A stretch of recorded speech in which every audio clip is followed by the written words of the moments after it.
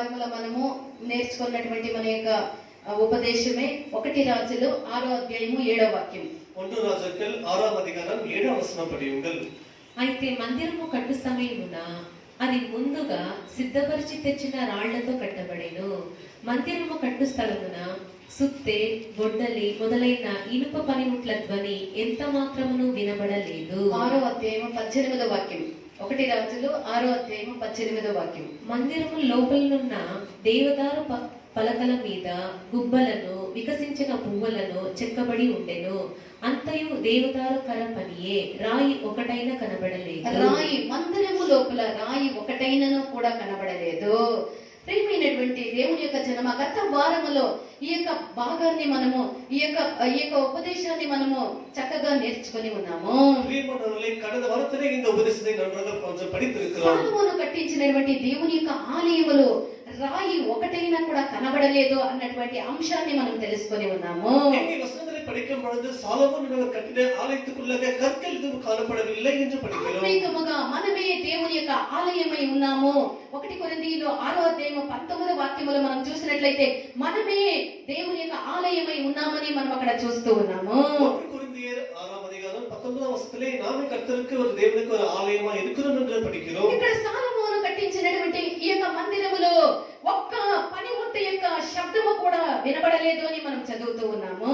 இந்த சாலமோன் கட்டின ஆலயத்தை குறித்து படிக்கும் பொழுது அது கட்டப்படும் பொழுது எந்த ஒரு கற்களின் சத்தமோ இரும்பின் சத்தமோ கேட்கப்படவில்லை. దేవునికి మందిరముగా లేదు, దేవునికి ఆలయముగా మారుతూ ఉండేటువంటి మనము కూడా ఏ పనిముట్ల యొక్క శబ్దము ధ్వని వినిపించకుండా మన యొక్క ఆలయము, మన యొక్క శరీరము, మనము దేవునికి ఆలయముగా మందిరముగా కట్టబడాలి. அதே விதமாக தேவனுக்கு என்ற ஒரு ஆலயமாக மாறிக்கொண்ட நமக்குள்ள கூட இருந்து இப்படிப்பட்ட கற்களின் சத்தமோ இரும்பின் சத்தமோ எதுவும் காணப்படாமல் அப்படி நமக்கு நம்முடைய ஆலயம் வந்து கட்டப்பட வேண்டும். సాలొమోను కట్టించినటువంటి ఆ మందిరములో రాయి ఒకటైనా కూడా కనబడలేదు. ஆனாலும் இந்த சாலமோன் கட்டின ஆலயத்துக்குள்ளாக கற்கள் எதுவும் காணப்படவில்லை. మనము కూడా దేవునికి ఆలయముగా మారుతూ ఉన్న మన జీవితంలో కూడా రాయి ఒకటి కూడా ఉండకూడదు. நாம் கூட தேவனுக்கு என்ற ஒரு ஆலயமாக மாறிக்கொண்டு வருகிறோம். நாம் நமக்குள்ள எந்த கற்களும் கூட காணப்படக்கூடாது. ఇవన్నీ కూడా గత వారంలో మనం నేర్చుకున్నటువంటి పాఠమే. ఇవన్నీ కూడా కಳೆದ వాರದಲ್ಲಿ ఎన్నో ఆత్మీయమైనటువంటి అర్థములను మనం నేర్చుకొని ఉన్నాము. இந்த கற்கள் என்பதற்கு பலவித உதாரணங்களை ஆவிக்குரிய அர்த்தங்களை கொடுப்பதை குறித்து படித்திருக்கிறோம். మొదటగా మనము చూస్తే ఇక రాయి ఆత్మీయముగా రాయి మన యొక్క జీవితంలో దేన్ని చూపిస్తూ ఉన్నది అంటే, முதலாவது ஆவிக்குரிய விதமாக கற்கள் நம்முடைய ஆவிக்குரிய ஜீவிதத்தை எதை காட்டுகிறது என்று சொன்னால், ఆత్మీయమైనటువంటి మందిరముగా కట్టబడినటువంటి మన యొక్క జీవితంలో రాయి ఒకటైనా కూడా ఉండకూడదు.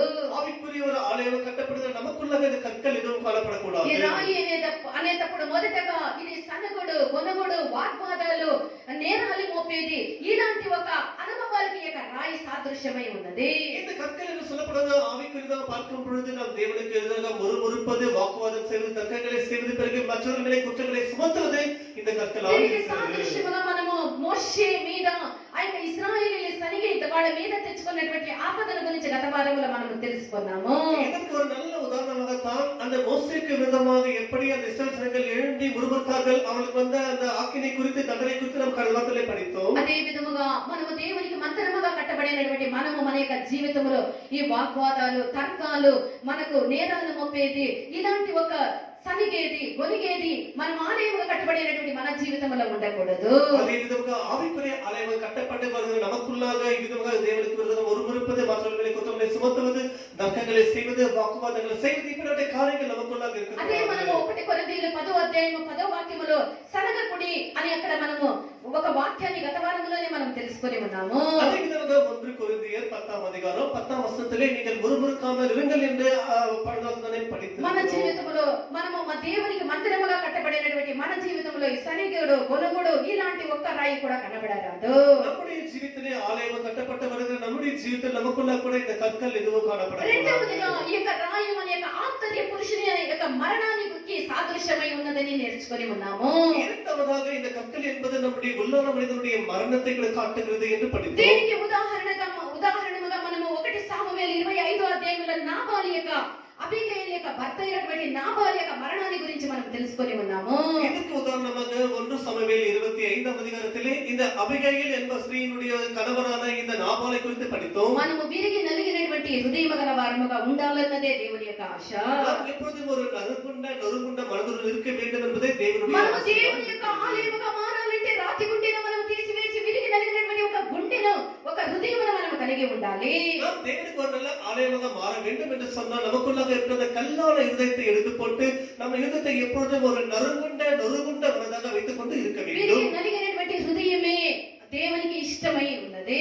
இந்த நொறுங்குண்ட மனதே தேவனுக்கு ஏற்றதாக இருக்கிறது. మన యొక్క జీవితంలో రాతి గుండెను మనం తీసివేయాలి. நம்முடைய జీవితంలో இந்த கல்லான இருதயத்தை எடுத்து போட అప్పుడే வேண்டும். మనం దేవునికి ఆలయముగా మనం మారగలము. அப்பொழுது நம்முடைய தேவனுக்கு நாம் ஆலயமாக மாற తరువాత முடியும். మనం గత వారంలో చూసినటువంటి ఆ యొక్క రాయి మన యొక్క స్వంత బలానికి స్వంత శక్తి సామర్థ్యానికి సాదృశ్యమై ఉన్నదని తెలుసుకున్నాము.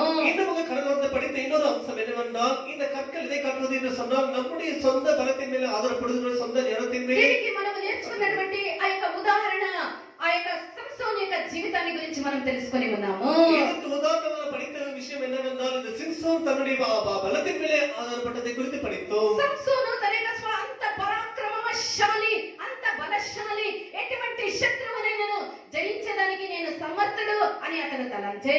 இந்த சிம்சோன் அவர் அவ்வளவு பராக்கிரமசாலி இருந்தபோது அவன் எப்படிப்பட்டவனாக வீழ்த்துவேன் என்கிறதான ஒரு அந்த ஒரு தன்னுடைய பலத்தின் மேலே அவர் అతను ஆதரப்பட்டார். ప్రతిష్టను కోల్పోయినప్పుడు దేవుడు అతన్ని ఎడబాసే. దేవుడు ఎడబాసినప్పుడు అతను సాధారణమైనటువంటి ఒక మనిషిగా మారే. అతని యొక్క బలము అతని యొక్క పరాక్రమము అతని యొక్క శక్తి అంతయు కూడా కోల్పోయే.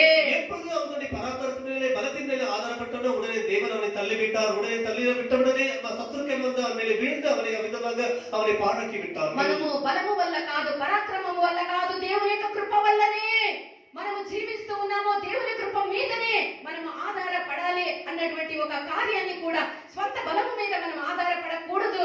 ఆ స్వంత బలం అనేటువంటి రాయిని మన యొక్క జీవితంలో తీసివేసినప్పుడే దేవునికి మనం ఆలయముగా మారగలం అన్నటువంటి అంశాన్ని కూడా మనం నేర్చుకున్నాము. நாம் ஜீவித்துக் கொண்டிருப்பது நம்முடைய பலத்தினால அல்ல பராக்கிரமத்தினால அல்ல என்பது அவிதமாக நாம் ஜீவித்துக் கொண்டிருப்பது கர்த்தருடைய கிருபையினாலே ஜீவித்துக் கொண்டு துறந்ததுக்கு நல்ல உதாரணமாக அப்படிப்பட்ட அந்த ஒரு நம்முடைய பலம் என்கிற கற்களை எடுத்து போடுவது என்பது குறித்து அது நாம் படித்தோம். జకరియా 4వ అధ్యాయము 6-7 వాక్యాల్లో బలము వల్ల కాదు పరాక్రమం వల్ల కాదు సమస్తము దేవుని యొక్క ఆత్మ వల్లనే కలిగేను కృప కలుగును గాక అనేటువంటి ఆ యొక్క వాక్యాన్ని మనం తెలుసుకొని ఉన్నాము. சகரியா 4ஆம் அதிகாரம் 6-7 வசனங்கள் படித்த விதமாக அது பலத்தினால அல்ல பராக்கிரமத்தினாலே எல்லாமே கர்த்தருடைய ஆவியினாலே ஆகும் என்ற அம்சத்தை குறித்து படித்தோம். ప్రియమైనటువంటి దేవుని యొక్క బిడ్డ మన బలము మీద మన పరాక్రమం మీద మనం ఆధారపడితే నిశ్చయముగా మనము దేవునికి ఆలయముగా మారలేము. பிரியமான நிச்சயமாக நம்முடைய பலத்தின் மேலே நம்முடைய ஒரு அறிவின் மேலே நம்முடைய சேவத்தின் மேலே ஆதரப்பட்டால் நாம் தேவனுக்கு ஆலயமாக மாற முடியாது. అలాంటి నేను నా స్వంత బలము నా స్వంత సామర్థ్యము నా యొక్క స్వంత పరాక్రమము అనేటువంటి ఆ రాయిని మన యొక్క జీవితంలో తొలగించినప్పుడే మనము దేవునికి ఆలయముగా మారగలము. ఈ విధமாக இது என்னுடைய பராக்கிரமம் என்னுடைய பலன் என்னுடைய சாமர்த்தியம் என்று சொல்லுமானால் நிச்சயமாக நாம் கர்த்தருக்கு என்ற ஒரு நல்ல ஆலயமாக மாற తరువాత முடியாது. ఈ యొక్క రాయి దేనికి సాదృశ్యమై ఉన్నది అంటే இன்னுமாக பிறகு இந்த கல் எதை காட்டுகிறது? రాయి భారభరితమైనటువంటి ఆత్మకు సాదృశ్యమై ఉన్నది. இந்த கல் என்று சொல்றது பாரமான இந்த ஆவியை இது స్పిరిట్ காட்டுகிறது. ఆఫ్ హెవీనెస్ భారభరితమైనటువంటి ఆత్మకు సాదృశ్యమై ఉన్నది. எப்பொழுது ஒரு பாரத்தோடு இருக்கிற அந்த ஆவியா இருக்கிறது இது கல். సామెతలు 27వ అధ్యాయము 3వ వాక్యాన్ని చదవండి. நீதிமொழிகள் 27ஆம் அதிகாரம் 3ஆம் வசனம் படியுங்கள். రాయి బరువు ఇసుక భారము మూడుని కోపము ఆ రెండి కంటే బరువు. మూడుని యొక్క కోపము ఆ రెండింటి కంటే భారము. தமிழ்ல படிங்க. நீதிமொழிகள் 27ஆம் அதிகாரம் 3ஆம் வசனம். கல் கனமும் மணல் பாரமாய் இருக்கும். மூடனுடைய கோபமோ இவ்விரண்டிலும் பாரமாம். రాయి బరువు ఇసుక బరువు మూడుని యొక్క కోపము ఈ రెండింటి కంటే భారమని మనం ఇక్కడ చదువుతూ ఉన్నాము. இந்த கல்லும் கனமும் இந்த மணலும் கனமா இருக்கிறது. ஆனால் இந்த மூடனுடைய கோபம் என்பது அதை பார்க்கிறது பாரமா இருக்கும் என்று வசனம் ఆత్మీయ சொல்கிறது. జీవితంలో దేవుని యొక్క పిల్లలకి శోధనలు కష్టాలు బాధలు హింసలు ఇవన్నీ కూడా వచ్చినప్పుడు இது ஆவிக்குரிய ஜீவிதத்தில் ஒரு தேவனுடைய பிள்ளைக்கு பலவிதமான போராட்டங்கள் துன்பங்கள் வரும் பொழுது అనేకలు ఈ యొక్క శోధనలకి చిన్న చిన్న శోధనలకి పెద్ద శోధనలకి తమ యొక్క జీవితంలో వచ్చినప్పుడు అనేకలు తమ యొక్క హృదయంలో భారభరితమైనటువంటి ఆత్మకు చోటిస్తారు. ఆవికి சிலர் இடம் ఇవి கொடுப்பார்கள். నిశ్చయముగా మన యొక్క ఆత్మీయ జీవితంలో ముందుకి సాగిపోయేదానికి అడ్డుగానే ఈ యొక్క ఆత్మ కనబడను.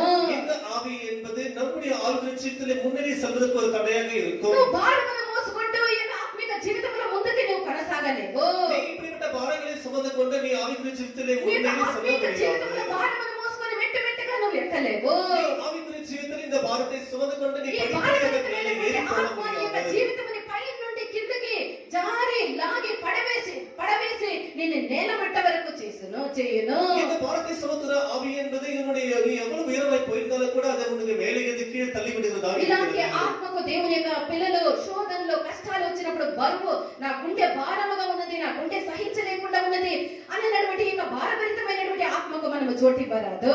இப்படிப்பட்ட சோதனைகள் கஷ்டங்கள் பிள்ளைகள் தேவனுடைய பிள்ளைகளுக்கு வரும்பொழுது ஐயோ என் இருதயம் பாரமா இருக்குது, என்னுடைய மனதை இவ்வளவு பாரமா இருக்குது என்று அப்படிப்பட்ட அந்த ஆவிக்கு இடம் கொடுக்க கூடாது. యెషయా 61వ అధ్యాయం 3వ వాక్యాన్ని చదవండి. ஏசாயா 61వ அதிகாரம் 3వ వచనం படியுங்கள். సియోనులో దుఃఖించు వారికి ఆ. ఉల్లాస వస్త్రములు ధరింపజేయుటకును ఉమ్. బూడెలకు ప్రతిగా పూదండను దుఃఖమునకు ప్రతిగా ఆనంద తైలమును భారభరితమైన ఆత్మకు ప్రతిగా స్తుతి వస్త్రమును వారికి ఇచ్చుటకును ఆయన నన్ను పంపి ఉన్నాడు. ఆయన నన్ను పంపి ఉన్నాడు.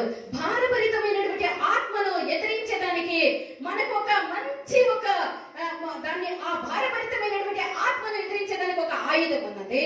இந்த பாரமான ஆவிக்கு நம்ம அதை எதிர்ப்பதற்கு நமக்கு ஒரு ஆயுதம் இருக்கிறது. సియోనులో దుఃఖించే వాళ్ళకి ఆయన ఆ యొక్క దుఃఖాన్ని తొలగించడానికి మనకు భారభరితమైనటువంటి ఆత్మను ఎదిరించడానికి దేవుడు ఇచ్చినటువంటి ఆ యొక్క మంచి ఆయుధమే దేవుని స్తుతించనటువంటిది.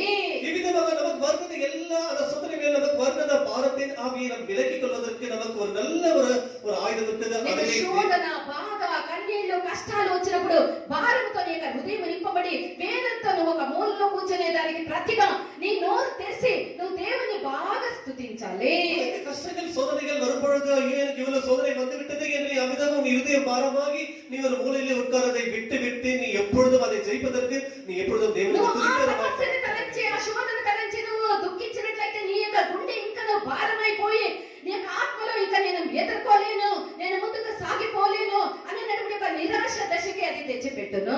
நீ இன்னும் உனக்கு வந்ததான சோதனையை நினைத்து வந்த சோதனை அவனுடைய கஷ்டங்களை நினைத்து எனக்கு இப்படிப்பட்ட சோதனை வந்து விட்டதே என்று நீ இருதயம் பாரமாகி நீ மூலையிலே உட்கார்ந்து கொண்டிருந்தால் நினைத்துக் கொண்டால் என்னவோ இருதயம் பாரமாக தான் மாறிவிடும். அதற்கு மாறாக நீ தேவனை துதிக்கிறவனாக துதியாடுவனாக இருக்க నీకు வேண்டும். వచ్చిన శోధనని నువ్వు ఎదుర్కొని భారభరితమైనటువంటి ఆత్మని నువ్వు జయించాలంటే నువ్వు నోరు విప్పి బాగా దేవుని నీ యొక్క శోధనలో నువ్వు స్తుతించాలి.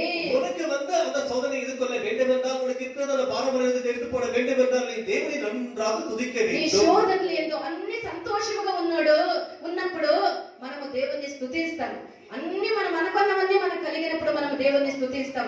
మనం అనుకున్న దానికంటే ఎక్కువగా దేవుడు మనకి ఇచ్చినప్పుడు మనం దేవుణ్ణి స్తుతిస్తాం. అది కాదు, మనకు అన్ని విపరీతాలుగా, అన్ని శోధనలుగా, అన్ని నష్టాలుగా, అన్ని మనకు ప్రతికూలముగా వచ్చినప్పుడు మనము నోరు విప్పి దేవుణ్ణి సంతోషంగా స్తుతించే వాళ్ళమైతే నిశ్చయముగా మనకు విరోధముగా లేసినటువంటి ఆ భారభరితమైనటువంటి ఆత్మ, ఆ శోధన మనం తొలగించగలము.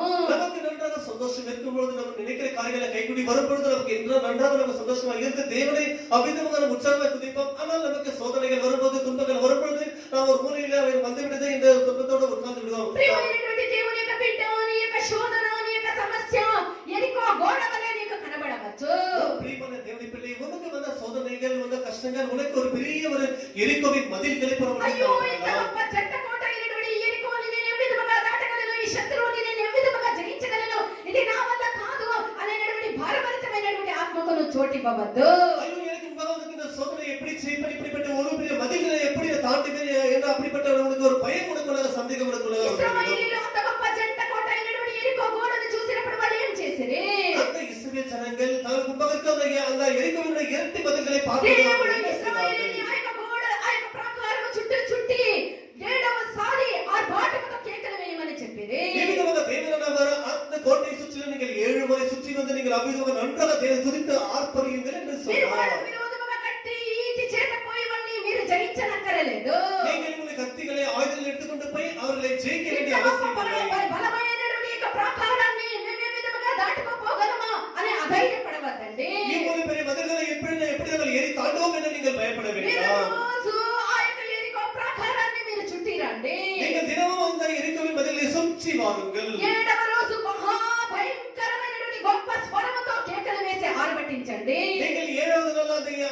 மதில்களை சுற்றி வந்து அவ்விதமாக நன்றாக சத்தமாய் தேவனை ஆர்ப்பரியுங்கள். ఆ విధముగా చేసినటువంటి ఇశ్రాయేలీయుల యొక్క జీవితంలో జరిగినటువంటి కార్యమేమి?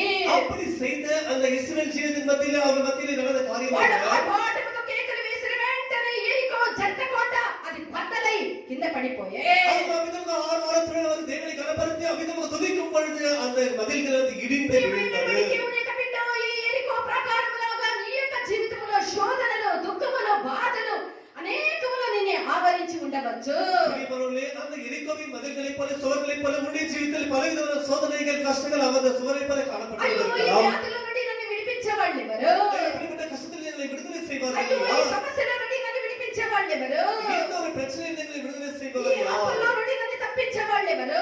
இந்த கடனில் இருந்து எங்களை விடுதலை செய்கிறவன் ఎన్నో யார்? ఎరికో లాంటి సమస్యలు నిన్ను చుట్టూ ఆవరించి ఉండవచ్చు. இப்படிப்பட்ட எத்தனையோ எரிகோவின் மதில்களை சுற்றி நின்று దాన్ని கொண்டிருக்கிறார். ఎదిరించి నువ్వు పోరాడాలి, నువ్వు జయించాలంటే నీ నోట దేవుణ్ణి స్తుతించేటటువంటి ఆర్భాట నాదము నీకు ఉండాలి.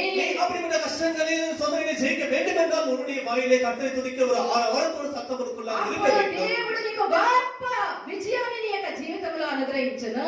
அப்பொழுது தேவனுடைய ஜீவிதத்தில் பெரிய ஜெயத்தை கொடுக்கிறவராய் இருக்கிறார். 149వ కీర్తన 6వ వాక్యాన్ని చదవండి. 149వ సంగీతం 6వ వచనం படியுங்கள். వారి నోట వారి నోట దేవునికి చేయబడు ఉత్సాహ స్తోత్రములున్నవి. ఆ వారి నోట దేవునికి చేయబడినటువంటి ఉత్సాహ స్తోత్రములు ఉన్నవి.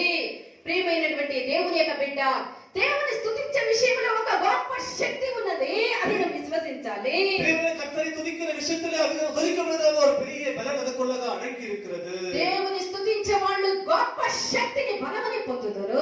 யாரெல்லாம் தேவனை துதிப்பார்களோ அவர்கள் கவனிப்பார்களோ அவர்கள் பெரிய பலன் அடைவார்கள். దేవునికి ఆలయముగా కట్టబడుటకు భారభరితమైనటువంటి ఆత్మను ఉంటే దేవునికి ఆలయముగా నువ్వు కట్టబడలేవు. நீ எப்பொழுது தேவனை துதிக்கிற ஒரு ஆராதனை சத்தம் இருக்கிற நீ தேவனுடைய ஆலயமாக கட்டப்படுவாய்.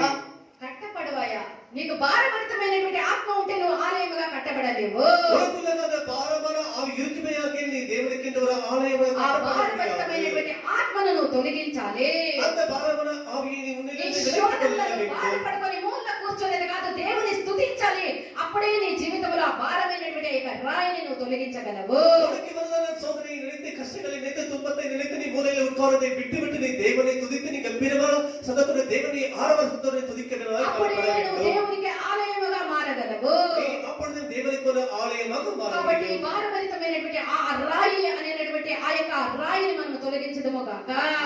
இந்த பாரமான கல் என்ன சொல்லுது? இந்த ஆவியை நம்மை விட்டு விலக்குவோமாக. తర్వాత ఈ యొక్క రాయి దేనికి సాదృశ్యమై ఉన్నది అంటే, இன்னும் இந்த கல் எதை காட்டுகிறது என்று சொன்னால் చదవండి మత్తయి సువార్త 13వ అధ్యాయం 4 నుండి చదవండి. மத்தேயு சுவிசேஷம் 13ஆம் அதிகாரம் 4 படியுங்கள். చదవండి. ఎట్లనగా ఇదిగో విత్తువాడు విత్తుటకు బయలు వెళ్ళెను. వాడు విత్తుచుండగా వాడు విత్తుచూ ఉండగా కొన్ని విత్తనములు త్రోవ పక్కన పడేను. కొన్ని విత్తనములు త్రోవ పక్కన పడెను. పక్షులు వచ్చి వాటిని మృంగి వేసెను. పక్షులు వచ్చి వాటిని మృంగి వేసెను. కొన్ని చాలా మన్ను లేని రాతి నేలన పడెను. రాతి నేలన పడెను. అక్కడ మన్ను లోతుగా ఉండనందున ఆ. అవి వెంటనే మొలిచెను గాని వెంటనే మొలచెను గాని సూర్యుడు ఉదయించినప్పుడు అవి మాడి వేరు లేనందున ఎండిపోయేను. వేరు లేనందున అది వెండిపోయెను. కొన్ని ముండ్ల పొదల్లో పడెను. ముండ్ల పొదల్లో పడెను. ముండ్ల పొదలు ఎదిగి ఆ. వాటిని అణిచివేసెను. అణిచివేసెను. చాలా ప్రియమైనటువంటి దేవుని యొక్క జనమా, ఇక్కడ మనం మరలా ఇంకొక రాయిని గురించి చూస్తూ ఉన్నాము. ఈ యొక్క రాయి ఏదంటే ఐహికమైనటువంటి విచారాలు, శోధనలకి ఇది సాదృశ్యమై ఉన్నది. இங்கே இன்னொரு கல்லை குறித்து படிக்கிறோம். இந்த கல் எதை காட்டுகிறது என்று சொன்னால் இந்த உலகப்பிரமான சிந்தையை உலகப்பிரத்தின் வாழ்க்கை இது காட்டுகிறது. ఇక్కడ విత్తువాని యొక్క సామెతల గురించి మనం ఈ యొక్క అధ్యాయంలో మనం చదివి ఉన్నాము. இந்த மத்தேயு 13ஆம் அதிகாரத்திலே இங்கே விதைக்கிறவனுடைய ஒரு ஓமை குறித்து படிக்கிறோம். విత్తువాడు విత్తుచూ ఉండగా ఈ యొక్క విత్తనములు పల విధములైనటువంటి ఆ యొక్క నేలన పడి ఉన్నవి. இந்த விதைக்கிறவன் புறப்பட்டால் அவன் விதைக்கும் பொழுது பல விதமான விதைகள் பல இடங்களில் விழுந்து கிடக்கிறது. ఎన్ని రకాలైనటువంటి భూముల్లో యొక్క విత్తనములు పడే చెప్పండి చూస్తాము. విత్తువాడు విత్తుతూ ఉండగా విత్తేటటువంటి యొక్క విత్తనములు పలు రకాలైనటువంటి నేలలు పడి, ఎన్ని రకాలైనటువంటి నేలలు? త్రోవ పక్కలనంట. ఎన్ని రకాలైనటువంటి ఆ యొక్క నేలలు, ఎన్నిసార్లు యొక్క ఉపదేశం విని ఉంటారు. భూమి పుట్టింది మొదలుకొని వింటూనే ఉన్నారు. సేవకులు చెప్పి ఎన్నో సార్లు నేను చెప్పినాను. అయినా ఎన్ని రకాలైనటువంటి నేలలు అంటే భూమి పక్కలోనంట, త్రోవ పక్కలోనంట. హల్లెలూయా. 4 రకాలైనటువంటి నేలలో పడే இந்த விதைக்கும் பொழுது இந்த விதைகள் 4 விதமான இடங்களிலே விழுந்தது. నాలుగు రకాలైనటువంటి భూమిలో ఈ యొక్క విత్తువాడు విత్తుతూ ఉండగా ఈ యొక్క విత్తనములపై పడి ఉన్నది. இந்த விதைகள் விதைக்க போகும்போது விதைத்தவன் விதைக்கும் போது இந்த விதைகள் 4 இடங்களில் விழுந்திருக்கிறது. ఈ యొక్క నాలుగు రకాలైనటువంటి భూమి నాలుగు రకాలైనటువంటి హృదయానికి సాదృశ్యమై ఉన్నది, హృదయాన్ని చూపిస్తూ ఉన్నది. இந்த 4 விதமான நிலங்கள் 4 விதமான இருதயங்களை காட்டுகிறது. విత్తనము అనేది ఇది దేనికి సాదృశ్యమై ఉన్నది? இந்த விதைகள் எதை காட்டுகிறது என்று சொன்னால், చెప్పండి, విత్తనము దేనికి సాదృశ్యమై ఉన్నది? దేవుని యొక్క వాక్యానికి. వెరీ గుడ్ బా బ్రదర్, సండే స్కూల్ టీచర్ గా ఉన్నందుకు పర్వాలేదు. హల్లెలూయా. ఈ యొక్క విత్తనము దేవుని యొక్క వాక్యానికి సాదృశ్యమై ఉన్నది. இந்த விதைகள் தேவனுடைய வசனத்தை காட்டுகிறது. విత్తన ఆ యొక్క నేల హృదయానికి సాదృశ్యమై ఉన్నది, విత్తనము దేవుని యొక్క వాక్యానికి సాదృశ్యమై ఉన్నది. இந்த நிலம் என்று சொல்வது நம்முடைய இருதயங்களை காட்டுகிறது. இந்த விதைகள் தேவனுடைய வசனத்தை ఇక్కడ காட்டுகிறது. నాలుగు రకాలైనటువంటి నేలలతో మనకు కావాల్సినది, ఇప్పుడు మన యొక్క ఈ సబ్జెక్ట్ కావాల్సినది ఒకే ఒక నేల. అది విత్తనము విత్తుతూ ఉండగా ఒక్కటి పోయి కొన్ని విత్తనాలు పోయి రాతి నేలన పడే అని మనం ఇక్కడ చదవగా విని ఉన్నాము. இப்போது நமக்கு இந்த முழு சப்ஜெக்ட் நமக்கு தேவையில்லை. இப்போ நமக்கு தேவையான ஒரே ஒரு இடம் தான். இந்த விதையானது விதைக்கப்படும் பொழுது ஒரு விதையானது சில விதைகளானது இந்த கற்களின் இடத்துல போய் விழுந்திருக்கிறது. బండ నేలలో పడినటువంటి యొక్క విత్తనము ఆ యొక్క బండ అడ్డుగా ఉన్నది కాబట్టి వేరు లోతుగా దిగేదానికి ఆ యొక్క విత్తనముకు కాలేకపోయే. இந்த விதைகள் இந்த கற்பாறைகள் நிறைந்த இடத்துல விழுந்தது நிமித்தமாக அங்கே அது அமிதமாக விழுந்து கிடக்கிறது. ఆ యొక్క విత్తనము పడే అదేమో మొలకగా వచ్చే అది వేరిపోయేదానికి ఆ యొక్క రాయి అడ్డుగా ఉన్నది కాబట్టి వేరు లోతుగా పోయేదానికి కాకపోతే ఆ యొక్క చెట్టు మొలక ఏమైపోతుంది? ఎండిపోతుంది. ఆ విధముగానే రాతి నేలలో పడినటువంటి యొక్క విత్తనము లోపలికి పోయేదానికి వేరు పోయేదానికి ఆ నేల పదునుగా లేదు కాబట్టి రాయి ఉన్నది కాబట్టి ఆ యొక్క మొక్కలు మొలిసి అవి ఎండిపోయే. இந்த கற்பாறை மேலே விழுந்தத இந்த விதைகளானது அமிதமாக அந்த கற்பாறை மேலே சில மண் இருக்கிறது. ஆனால் அந்த விதைகளிடம் முளைத்து வந்தது. அது மேல அதிகமான மண் அது நிமித்தமாக அது அதிகமாக அமிதமாக வெயில் வந்த பொழுது அந்த வருஷத்துக்கு காய்ந்து போய்விட்டது. ఈ యొక్క హృదయములో దేవుని యొక్క వాక్యము విత్తునప్పుడు அவருடைய இதயத்துக்குள்ளாக தேவனுடைய வசனம் என்கிற ఈ விதை యొక్క விதைக்கும் హృదయం பொழுது అనేది రాతి నేలగా ఉన్నట్లయితే அவருடைய இதயம் கூட இந்த கற்பாறை போல இருக்குமே ఆ యొక్క ஆகில் వాక్యము అనేటువంటి విత్తనము లోతుగా దిగి ఆ యొక్క వేరు పోయేదానికి దానికి మట్టి లేనందువల్ల ఆ యొక్క వాక్యము ఫలించకపోవును. அவருடைய இதயம் கூட கற்பாறை போல இருக்குமே ஆகில் அதுக்குள்ள மண்ணில் அது நிமித்தமாக அந்த விதைகள் கூட காய்ந்து ఇక్కడ போய்விடும். విత్తనము విత్తుతూ ఉండగా ఆ యొక్క రాతి నేలలో పడినటువంటి విత్తనము ఆ యొక్క రాయి అడ్డుగా ఉండే కారణాన్ని బట్టి వేరు దిగలేక అది ఎండిపోయే. அந்த விதையானது அந்த விதையினுடைய அந்த வேர்கள் அது ஆழமாக செல்வது போது நிமித்தமாக அது காய்ந்து నీ போய்விட்டது. యొక్క హృదయము రాయిగా ఉంటే அவருடைய இதயம் கூட ஒரு கற்பாறை దేవుని போல యొక్క వాక్యము இருக்குமே అనే విత్తనము లోతుగా దిగదు. தேவனுடைய வசனம் என்ற விதை அது ஆழமாக செல்லாது. ఇక్కడ రాయి అని చెప్పినప్పుడు இங்கே கற்கள் என்று சொல்வது ఐహికమైనటువంటి విచారములు, இது உலகபரமான கவலைகள், ధనాపేక్ష, இந்த உலகபரமான பராசைகள், లోక చింతలు, உலக சிந்தைகள், ఇలాంటి ఒక లోక అపేక్షలు, లోకములో గొప్పవాడగా ఉండాలి అనేటువంటి అపేక్షలు నీ యొక్క హృదయంలో నువ్వు నింపుకొని ఉన్నాయడలా உலகத்திலே ஒரு பெரியவராக வர வேண்டும் என்று அப்படிப்பட்ட ஒரு ஆசைகளை நிரப்பி வைத்துக் கொண்டிருந்தால் ధనాపేక్ష నీ యొక్క హృదయంలో లోతుగా ఉన్నాయడలా இந்த பணவாசை கூட உன் எழுத்துக்குள்ள ஆழமாக இருக்குமே నీ యొక్క హృదయంలో గొప్ప బండ ఉన్నదని అర్థము. எழுத்துக்குள்ள பெரிய கற்பாறை இருக்கிறது దేవుని என்று యొక్క அர்த்தம். వాక్యమేమో విత్తబడుతూ ఉన్నది. தேவனுடைய வசனம் எல்லாம் விதைக்கப்படுகிறது. అయితే రాయి ఉన్నందువల్ల ஆனால் கற்களுக்கு ఆ యొక్క వాక్యము వేరు దిగేదానికి చోటు లేదు. அந்த விதைகளானது ஆழமாக செல்வதற்கு அந்த கற்கள் இடம் கொடுக்கவில்லை. ప్రియమైనటువంటి దేవుని యొక్క బిడ్డ, பிரியமான தேவனுடைய మన యొక్క பிள்ளையே, జీవితంలో మన యొక్క దేవుడు మనకు అన్నిటికంటే శ్రేష్టమైన వారిగా ఉండాలి. நம்முடைய ஜீவிதத்துக்குள்ளாக நம்முடைய தேவனே எல்லாவற்றையும் பார்க்கிலும் சிறந்தவராக இருக்க దేవుని మనం வேண்டும். ప్రేమించాలి, దేవుని యొక్క వాక్యాన్ని మనం ప్రేమించాలి, వాక్యాన్ని అనుసరించి నడవాలి. நாம் தேவனை நேசிக்க வேண்டும், தேவனுடைய வசனத்தை நேசிக்க வேண்டும், நான் கேட்ட வசனத்துக்கு ஏற்ற விதமாய் நாம் ஜீவிக்க మన வேண்டும். హృదయం నిండా దేవుని ప్రేమించినటువంటి ప్రేమ నింపబడి ఉండాలి. நம்ம இருதயம் முழுவதுமாக தேவனை நேசிக்கிற அன்பால் நிரப்பப்பட்டு இருக்க మన வேண்டும். హృదయం నిండా ధనాపేక్ష, ఐహికమైనటువంటి విచారాలు, లోక చింతలు మనం నింపుకొని ఉంటే நம்ம இருதயம் முழுவதுமாக இந்த பண ஆசைகள், உலகப்பிரமான கவலைகள், உலகத்தில் நல்லவராக அப்படியாக வளர வேண்டும் என்கிற ஆசைகள் இருக்குமே ஆகில் దేవుని యొక్క వాక్యము విత్తినప్పటికీ కూడా వినినప్పటికీ కూడా మన యొక్క హృదయంలో ఆ ధనాపేక్ష అనే రాయి ఆ వాక్యాన్ని ఆ యొక్క మొలిచి రాకుండా చేసి వేయను. தேவனுடைய வசனம் என்கிற விதை விதைக்கும் பொழுது அந்த உலகப்பிரமான கவலைகள், அந்த ஆசைகளே அந்த தேவனுடைய வசனம் ஆழமாக செல்லாமல் அது அவைகளே ఇలాంటి రాయిల్ని మనం తీసివేయాలి. இப்படிப்பட்ட கற்களை நாம் எடுத்து போட మత్తయి வேண்டும். సువార్త 6వ అధ్యాయం 33వ వాక్యాన్ని మనం చూసినట్లయితే மத்தேயு சுவிசேஷம் 6ஆம் அதிகாரம் 33 వచనం படிக்கும் பொழுது కాబట్టి మీరు ఆయన రాజ్యమును నీతిని మొదట వెతుకుడి. మొదట మనము దేన్ని వెతకాలి? దేవుని యొక్క రాజ్యముని, దేవుని యొక్క నీతిని మనం వెతకాలి. முதலாவது நாம் தேவனையும் தேவனுடைய ராஜ்யத்தையும் நாம் தேட வேண்டும். కింద వాక్యము. అప్పుడు అవన్నీ మీకు అప్పుడు అనుగ్రహింపబడును. ఈ లోకములో ఏమంత మనకు అవసరమో అవన్నీ దేవుడు అనుగ్రహించును.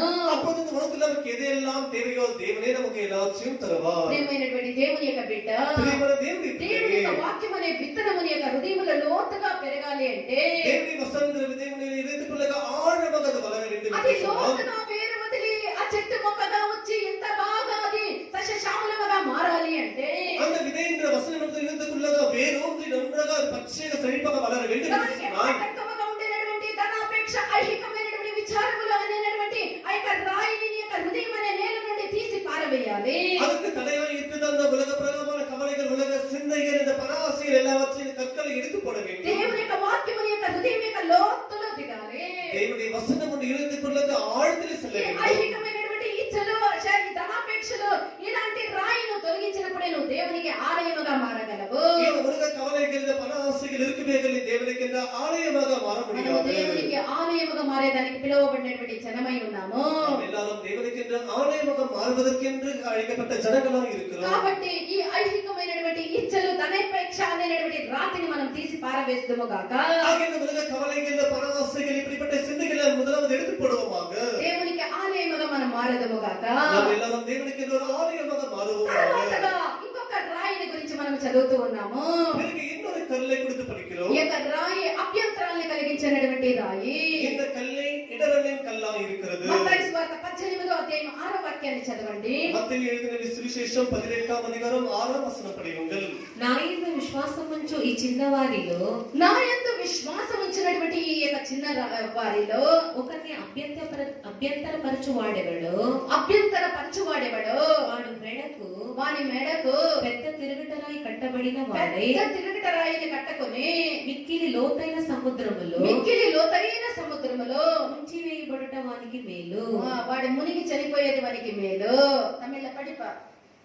என்னிடத்தில் விசுவாசமாய் இருக்கிற எந்த சிறியரில் ஒருவனுக்கு இடரல் உண்டாக்குகிறவன் எவனோ அவனுடைய கழுத்தில் எந்திர கல்லை கட்டி సముద్రத்தின் ఆழத்திலே அவனை అమర్తుகிறது அவனுக்கு అనగా నలభై. ఈ యొక్క వాక్యములో మనం చూస్తే మనం ఎవ్వరికి అభ్యంతరాలను కలిగించే వాళ్ళముగా ఉండకూడదు అనేది మనకి చాలా స్పష్టంగా తెలియపరచబడుతూ ఉన్నది. இந்த வசனத்தின்படி பார்க்கும்போது நம்ம யாருக்குமே இடரலா இருக்கக்கூடாது என்பதை இது காட்டுகிறது. మనము ఎవరికైనా అభ్యంతర పరిచే వాళ్ళమై ఉంటే நாம் யாருக்காக இடரலை உண்டாக்குகிறவர்களாக இருப்போமே. మన మెడకు చిన్న అభ్యంతరం కలిగించేటువంటి స్వభావం మనం కలిగి ఉంటే పెద్ద తిరగటి రాయిని మన మెడకు కట్టుకొని లోతైన సముద్రంలో పడి మనం చనిపోయేది మనకి ఎంతో మేలని వాక్యములో ఉన్నది. நாம் யாருக்காக ஒரு சிறிய இடரலா இருப்போமா ஆகில் நாம் அமிதமாக ஒரு பெரிய எந்திரக்கல்லை கட்டிக்கொண்டு சமுத்திரத்தில் விழுந்து நமக்கு நலமாய் இருக்கும். అనగా అభ్యంతరాలు ఎవరిని మనం ఏమంటాము, మనం ఆపోజిట్ గా నాకు అభ్యంతరం కలిగింది, వాళ్ళు నన్ను అభ్యంతరపరిచిరి, వాళ్ళు నాకు తొందర కలిగించిరి, వాళ్ళు నాకు ఇట్లా చేసిరి, వాళ్ళు నాకు అట్లా చేసిరి అని మనం చెప్తూ ఉంటాము.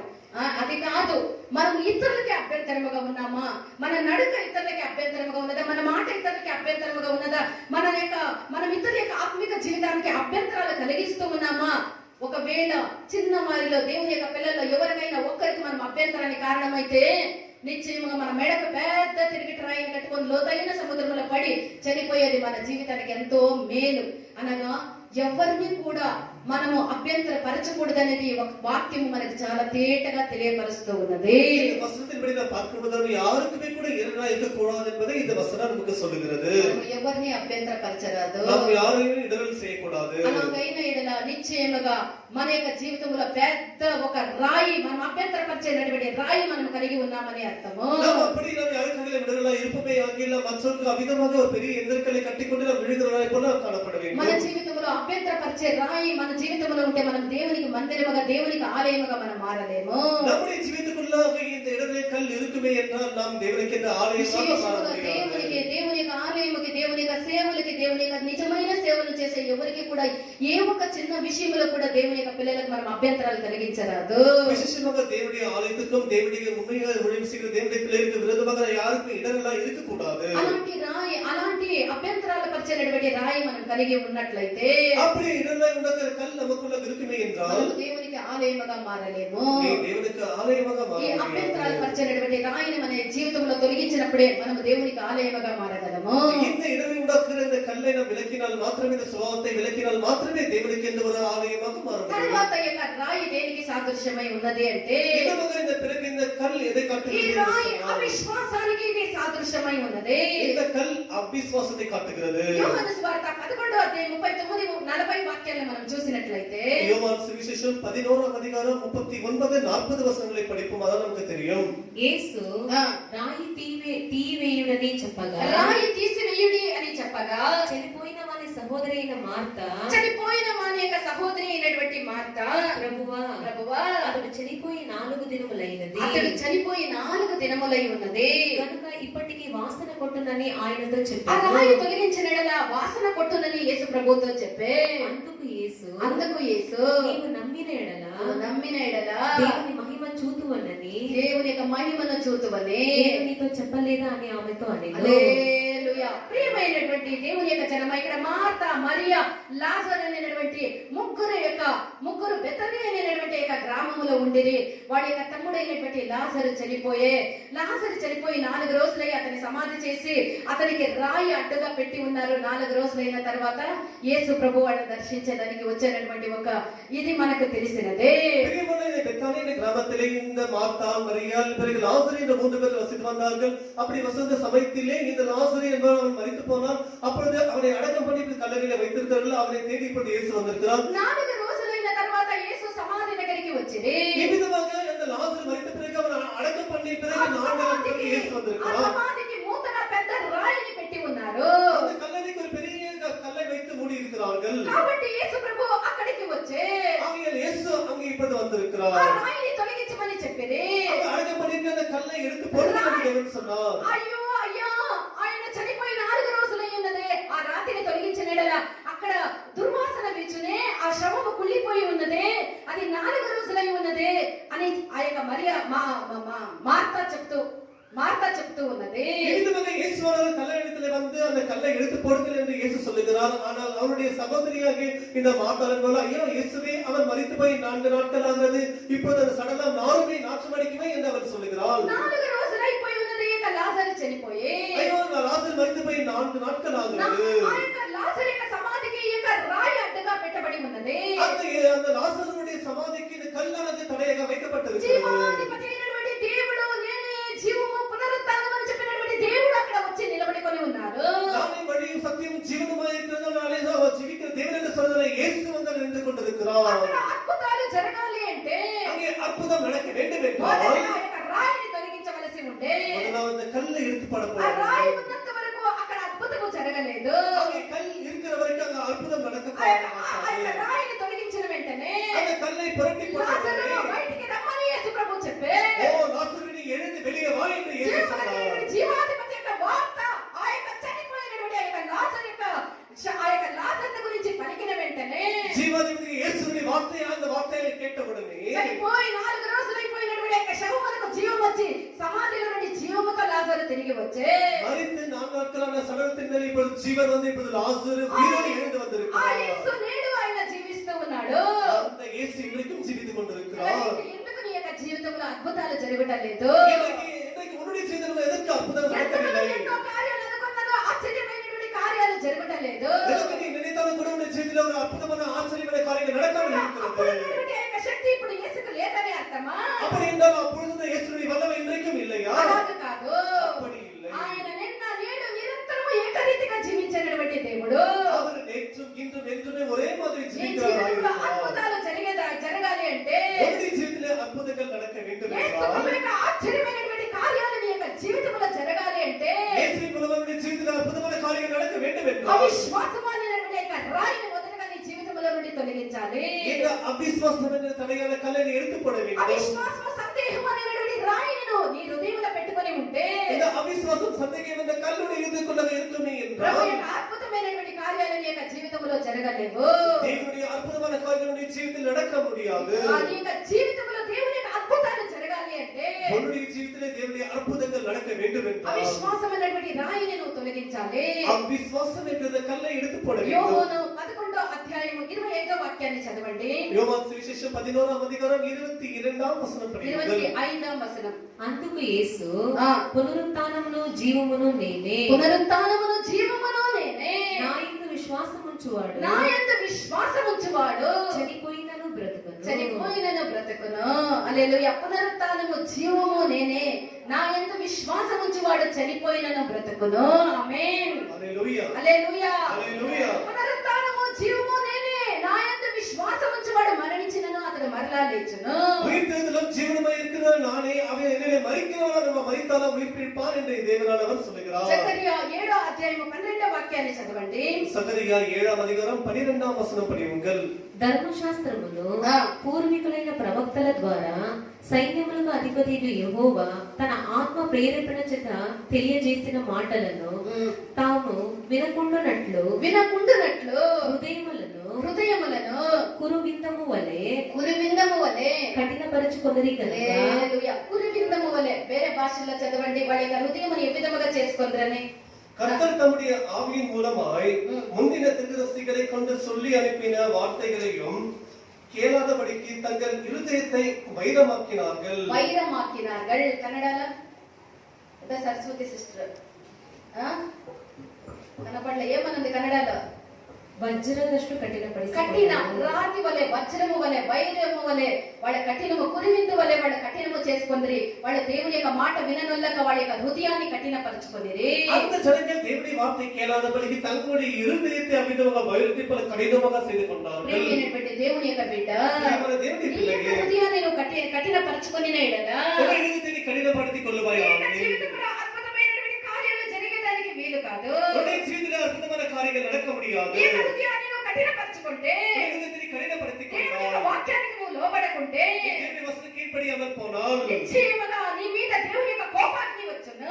நிச்சயமாக தேவனுடைய கோபாக்கினி உண்மையிலே வரும். దేవుని యొక్క ఉగ్రత మన మీదకి వచ్చును. தேவனுடைய கோபத்தை உக்கிராக்கினி நம்ம மேலே வரும். రాయి అనబడినటువంటి యొక్క అవిశ్వాసాన్ని మనం తొలగించాలి. இந்த கல் என்ற அவிசுவாசத்தை நம்மிலிருந்து தள்ளி నువ్వు விடுவாயாக. అవిశ్వాసాన్ని తొలగించకపోతే நீ அவிசுவாசத்தை தள்ளி விடாமல் దేవునికి போவாயாக. ఆలయముగా నువ్వు నిశ్చయముగా నువ్వు మారలేవు. நீ தேவனுக்கு ஒரு ஆலயமாக மாற முடியாது. మనము ఈ యొక్క అవిశ్వాసం అనేటువంటి యొక్క రాయిని మనం తొలగించదము గాక. நாம் இந்த அவிசுவாசம் என்ற கல்லை புரட்டி போடுவோமாக. అప్పుడే మనము దేవునికి ఆలయముగా మారగలము. அப்பொழுது நாம் தேவனுக்கு ஒரு ஆலயமாக மாற మనమే முடியும். ఆ యొక్క దేవుని యొక్క ఆలయమై ఉన్నాము. நாமே அந்த தேவனுடைய కాబట్టి ஆலயமாக మనం இருக்கிறோம். ఆత్మీకమైనటువంటి ఆలయముగా కట్టబడినటువంటి మన జీవితంలో సనగుడు అనేటువంటి రాయిని తీసివేయాలి. ஆகையால் தேவனுக்கு இந்த ஆவிக்குரிய ஆலயமாய் கட்டப்படுகிற நமக்குள்ளாக இந்த முறுமுறுக்கிற கல்லை எடுத்து போடுவோமாக. రెండవదిగా ఇతరుల మీద నేరాలు మోపే దోషారోపణ చేసినటువంటి రాయిని మనం తీసివేయాలి. இரண்டாவதாக மற்றவர்களை குற்றம் சுமத்துகிற அந்த கல்லை எடுத்து మూడవదిగా போடுவோமாக. మన యొక్క జీవితంలో ఆంతర్య పురుషుని యందు మరణమును కలిగించినటువంటి ఆ యొక్క రాతిని మనం తీసివేయాలి. மூன்றாவது உலக மனுஷன் மரித்து போகிறதா அந்த ஒரு கல்லை கூட எடுத்து తర్వాతగా போடுவோமாக. మన స్వంత బలము, స్వంత పరాక్రమము, నా స్వంత శక్తి అనేటువంటి ఆ యొక్క రాయిని మనం తొలగించాలి. இன்னொரு பிறகு நம்முடைய சொந்த பலத்தின் மேலே ஆதரப்படுகிற சொந்த புத்தி மேலே ஆதரப்படுகிற அந்த ஒரு கல்லை கூட எடுத்து போட అటు வேண்டும். తర్వాత ఐహికమైనటువంటి విచారాలు అనేటువంటి ఆ యొక్క ఆత్మని మనము, ఆ యొక్క రాయిని మనం తొలగించాలి. இன்னொரு இந்த உலக கவலையின் மேலே வைக்கிற அந்த ஒரு கல்லை கூட எடுத்து போட வேண்டும். చివరిగా మనం అవిశ్వాసం అనేటువంటి రాయిని మన యొక్క జీవితంలో నుండి తొలగించాలి. கடைசியாக இந்த அவிசுவாசம் என்ற கல்லை கூட எடுத்து போட வேண்டும். ప్రియమైనటువంటి దేవుని యొక్క జనమా, பிரியமான தேவனுடைய ஜனமே, సాలొమోను కట్టించినటువంటి ఆ యొక్క దేవాలయములో இந்த சாலமோன் என்பவர் கட்டின రాయి தேவனுடைய ఒకటి ஆலயம் కూడా కనబడలేదు. அதில் புல்லக கற்கள் எதுவும் காணப்படவில்லை. మనము దేవునికి మందిరముగా కట్టబడినటువంటి మనము ఇప్పుడు చెప్పబడినటువంటి ఏ ఒక్క రాయి ఉండకుండా మనం తొలగించాలి. தேவனுக்கு ஆலயமாக கட்டப்பட்டு வருகிற நமக்குள்ள கூட எந்த கற்களும் காணப்படக்கூடாது. సాలొమోను యొక్క ఆలయములో ఏ విధముగా ఒక్క రాయి కూడా కనబడలేదు. ఆత్మీక ఆలయమైనటువంటి మన యొక్క జీవితంలో ఒక్క రాయి కూడా ఉండకుండా మనం తొలగించాలి. சாலமோன் கட்டின ஆலயத்துக்குள்ளாக எப்படி எந்த ஒரு கல்லும் காணப்படவில்லையோ அதே விதமாக தேவனுக்கு எந்த ஆலயமாக கட்டப்படுகிற நமக்குள்ள கூட எந்த கற்களும் காணப்படக்கூடாது. మనము దేవునికి ఆలయమై ఉన్నాము. நாம் தேவனுக்கு ஆலயம். మన యొక్క హృదయమైనది దేవుడు నివసించినటువంటి గర్భగుడి అయి ఉన్నది. நம்முடைய இருதயம் வந்து தேவன் வசிக்கிற ஒரு பரிசுத்தமான இடமாக మనమే ఈ இருக்கிறது. దేహమే దేవుని యొక్క ఆలయము. நம்முடைய சரீரமே தேவனுக்கு ஆலயமாக మహా இருக்கிறது. పరిశుద్ధమైనటువంటి గర్భగుడే మన యొక్క ఆలయము. தேவன் வசிக்கிற மகா பரிசுத்தமான ஒரு இடமே நம்முடைய ఈ சரீரம் త్వరగా రానై ఉన్నాడు. இந்த ஆலயத்திலே பிரவேசிப்பதற்கு நம்முடைய தேவன் அதிசீக்கிரத்திலே வர ఆయన మన இருக்கிறார். జీవితంలో నివసించడానికి అడ్డుగా ఉండేటువంటి ప్రతి ఒక్క రాయిని మనం తొలగించాలి. அவர் நமக்குள்ள வசிப்பதற்கு தடை இருக்கிற எல்லாவற்றையும் நாம் எடுத்து போட రాయి வேண்டும். ఒకటి లేకుండా మనం దేవుని యొక్క ఆలయముగా మారేదానికి దేవుడు మాత్రమే మనకు ఆయన కృపనిచ్చి మనల్ని నడిపించును గాక. இந்த கற்களே இல்லாமல் நம்முடைய தேவனுடைய ஆலயமா மாறுவதற்கு ఈ தேவனே நமக்கு உதவி செய்வாராக. లోకంలో జరిగేటువంటి కార్యాలన్నీ చూస్తూ ఉండగా இந்த உலகத்தில் நடக்கிற எல்லா காரியங்களும் நாம் பார்த்து ఇదివరకు கொண்டிருக்கும் మనము பொழுது చూడనటువంటి విననటువంటి ఇంతకు ముందు జరగనటువంటి కార్యాలు జరిగినటువంటి ఒక కాలములో మనము జీవిస్తూ ఉన్నాము.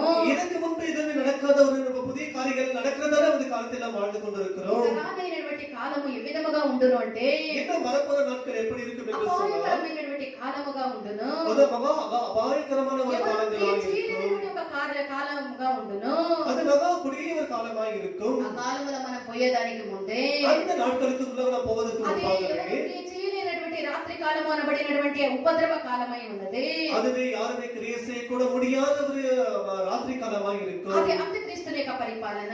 அதுவே இந்த அந்திகிறிஸ்துவின் ஆளுகை காலமாக இருக்கும். దేవుని యొక్క బిడ్డ பிரியமான தேவனுடைய అది பிள்ளையே, ఎవరు క్రియ చేయలేనటువంటి ఒక రాత్రి కాలమై ఉన్నది. அது யாருமே கிரியை செய்ய முடியாத ஒரு காலமாக இருக்கும். భయంకరమైనటువంటి ఒక కాలమై ఉన్నది. அது பயங்கரமான ஒரு காலமாக ఆ இருக்கும். యొక్క కాలము సమీపముగా ఉన్నది, వస్తుంది అనే దానికి సాదృశ్యంగా ఈ లోకములో జరిగినటువంటి కార్యాలన్నీ మనకు తెలియపరుస్తూ ఉన్నది. அந்த நாட்கள் வருகிறது என்பதற்கு அடையாளமாக இப்ப நடக்கிற காரியங்களே நமக்கு మనము ஆதாரமாக నిద్రమత్తులో இருக்கிறது. ఉండకుండా நாம் இந்த நித்திரை மயக்கத்தில் మన యొక్క இல்லாமல் తలల్ని మనము పైనికి లేవనెత్తి நம்முடைய தலைகளை மேலே உயர்த்தி మన యొక్క దేవుడు తన యొక్క ఆలయములో నివసించినటువంటి ఆ యొక్క సమయం ఆసన్నమైనదని గుర్తెరిగి தேவன் நம்முடைய ஆலயத்தில் வசிப்பதற்கு ஏற்ற நேரம் வந்திருக்கிறது என்று நாம் அறிந்து கொண்டு మన తలల్ని పైకి లేవనెత్తి நம்முடைய தலைகளை மேலே உயர்த்தி ఆలయములో ఆటంకముగా ఉండేటువంటి ప్రతి రాయిని తొలగించి நம்முடைய ஆலயத்துக்கு தடை இருக்கிற எல்லா கற்களையும் எடுத்து போட்டு ఆయనకు ఆలయముగా మారేదానికి మన జీవితాన్ని మనం సమర్పించదము గాక.